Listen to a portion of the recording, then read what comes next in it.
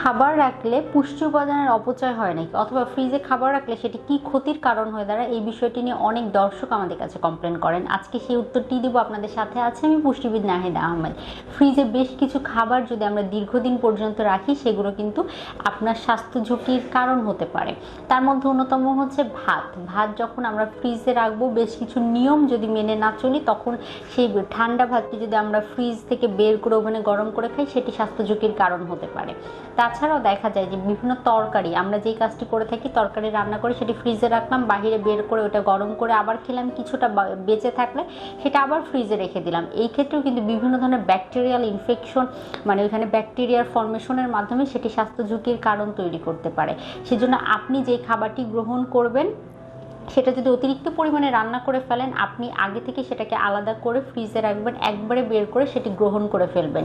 বারে বারে বের করলাম, খেলাম, আবার ফ্রিজে রাখলাম, এতে করে কিন্তু সেখানে ব্যাকটেরিয়া তৈরির সম্ভাবনা বেড়ে যায়। ফুডবর্ন ডিজিজ যেগুলো আছে বা খাদ্যবাহিত রোগ যেগুলো আছে, সেই রোগগুলো হওয়ার ঝুঁকি কিন্তু তৈরি হয়ে যায়। এই জন্য সকল খাবারের বিষয়ে এই নির্দেশনা মেনে চলতে হবে। ফ্রিজে আমরা যদি খাবার সংরক্ষণ করি, একবারে 7 দিনের জন্য সেটা রেখে দিব, কিন্তু বারে বারে বের করে বারে বারে ফ্রিজে রাখবো, এই বিষয়টি এড়িয়ে চলতে হবে। তাহলে খাবারের পুষ্টি মানে তেমন কোনো পার্থক্য হবে না।